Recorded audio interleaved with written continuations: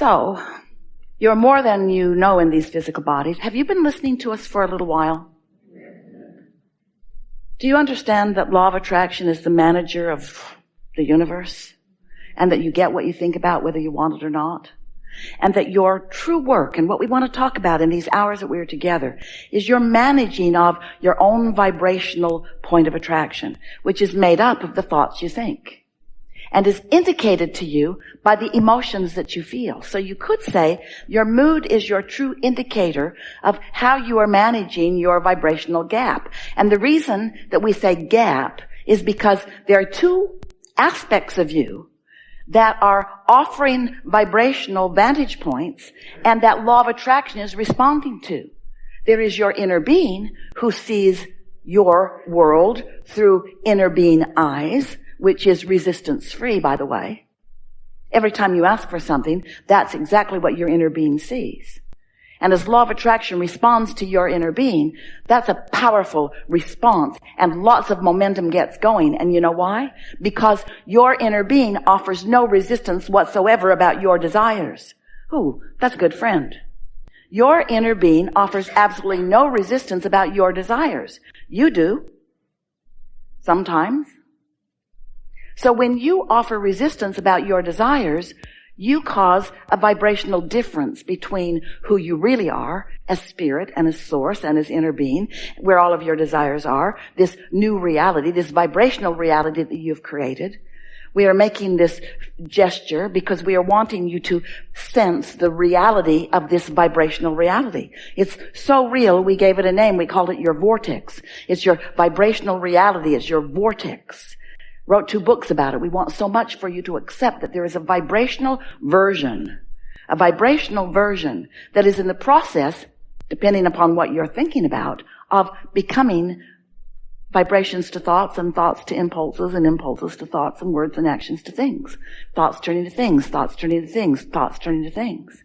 And it's the natural evolution. Here's a good way of looking at this. We've not said this before, but this is an analogy that you will hear really clearly. So imagine a baby in the womb. And let's call that, for our analogy, the vortex. So the baby is in the process of becoming in the womb, yes? And you don't want the baby to come into reality, into physical reality, until it's ready to. Would you agree to that? So it's in the process of becoming, and when it gets ready, when the vibration has accomplished the creation of it, then the baby is born into the physical reality. And once the baby is born, there's still a lot more growing up to do. There's a lot more becoming to become. You are following? It's a baby, and then it's not, and then it's a toddler, and then it's a teenager. Ooh, let's get that word. And then.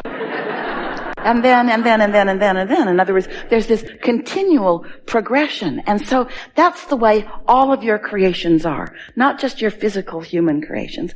All creations are that way. So we want you to realize that this gestation period is taking form, and unlike the baby that has a gestation period of around 9 months, the vibrations that are in your vibrational reality, they can come about much quicker and are.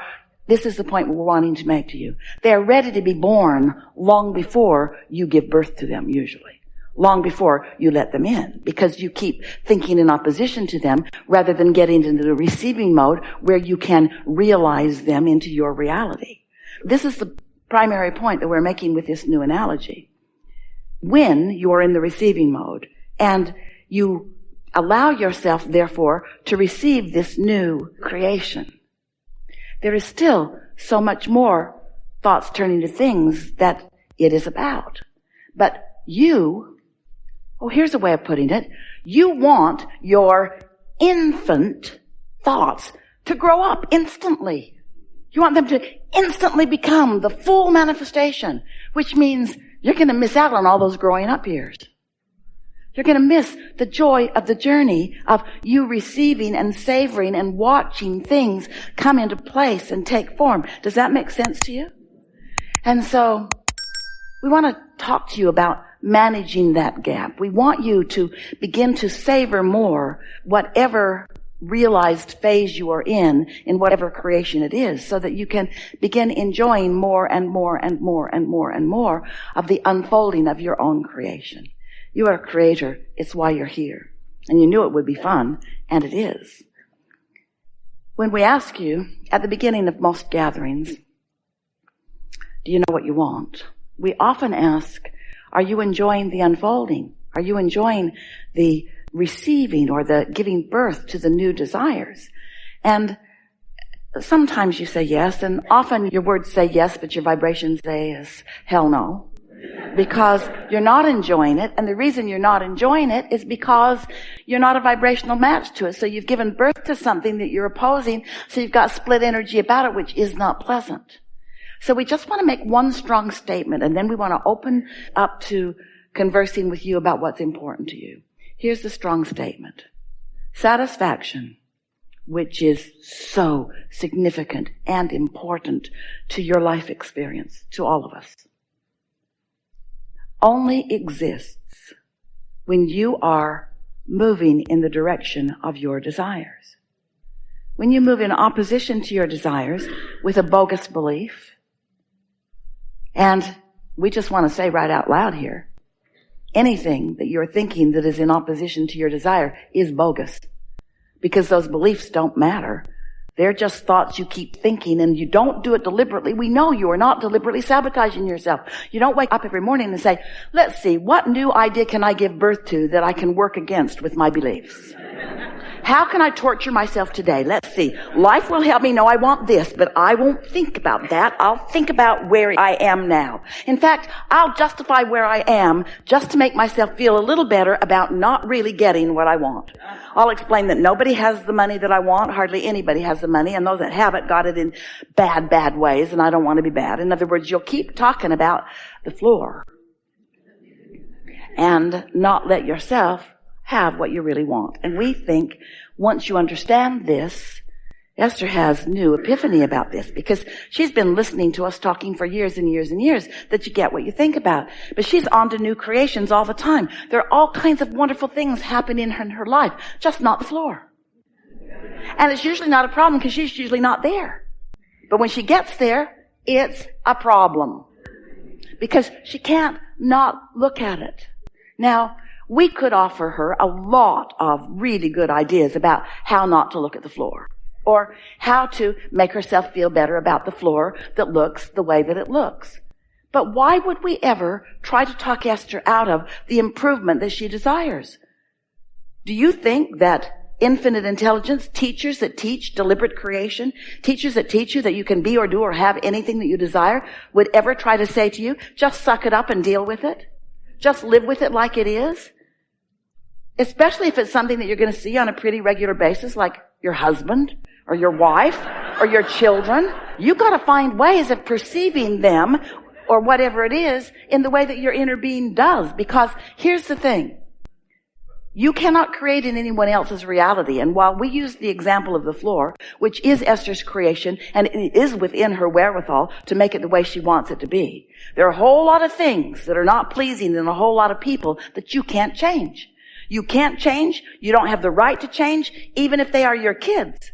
You don't have the right to change, because they came to explore and to give birth to their desires and to follow the stream of their own vibrational calling. They didn't come to do what you think that they should do in order to make you feel better. They didn't come as conditional servants so that they could be the perfect whatever you need to look at all times, so that whenever you look at them, you could feel good. And that's the biggest mistake that most humans make about most humans. Oh, the lovable ones, you really talk about them a lot. Oh, you're so easy to love. All I have to do is look at you or think of you or be with you, and I'm tuned in, tapped in, turned on. It's so easy to see you exactly as my inner being sees me, you lovable, lovable one. But you, why don't you be more like that?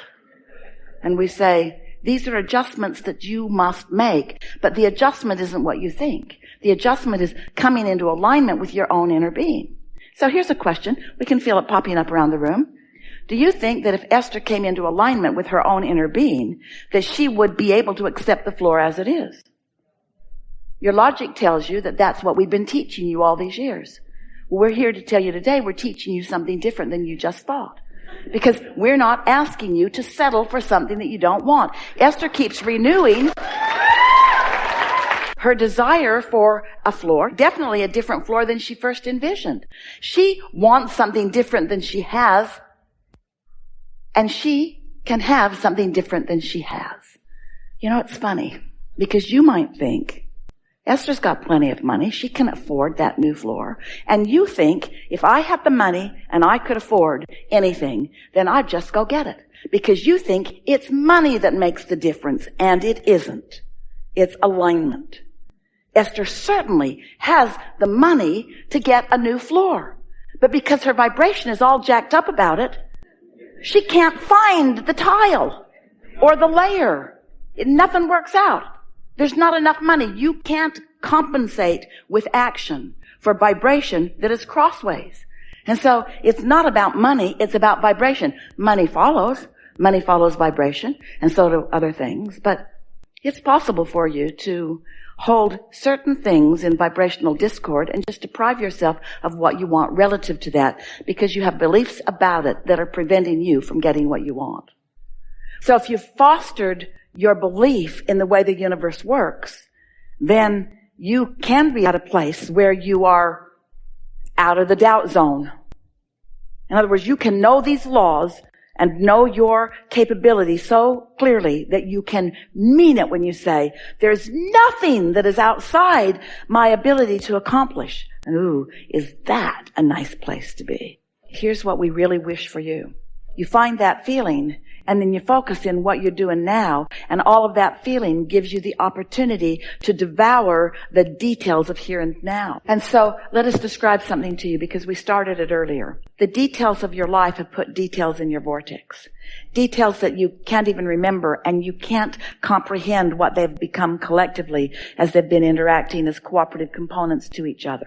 You put the details there, but it's like the microbiotic version of them that you might say in human terms that you almost need a microscope in order to understand, only it's not a microscope that would help you to understand it. You get the sense of what we're talking about? So now your inner being and non-physical energies and law of attraction have worked their magic, but it's not magic, their normalcy upon this, and it's become more and more and more. And now you're in a place where you're deliberately tuning in to the pure essence of who you are. So you're getting the sense of all of that. And now it's going to begin to manifest. So there is this phase where you can feel the bigness of all of it. But this is the thing that we want you to hear.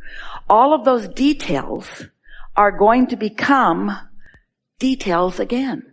Stay with us. It's going to be worth the trouble. Lots of experiences through life, let's just say, for example, have caused you to desire more prosperity. And of course, prosperity is not just money, but a lot of it is. But it's experiences and friends and relationships. It's moreness, it's richness, it's fullness. So life and its particles and its details caused you to put those incremental things there about prosperity. Now, it became a greater prosperity than any of the details that you put there. And as the momentum of it became more and more and more and more and more, the prosperity of it became bigger than you could even comprehend. And now you get into the receiving mode, which means you're in the prosperity mode. So now you begin to allow or accept or receive the notions of prosperity. And as these notions of prosperity begin to unfold in your mind and in your sensations and in your impulses, then they turn into the details of cars and airplanes and delicious things and relationships. When we say to you that if this time-space reality has the wherewithal, if it has the wherewithal to produce the desire, it has the wherewithal to produce the goods, the exact goods. So the very things that have caused you to ask are in the state of becoming the very things that you ask for.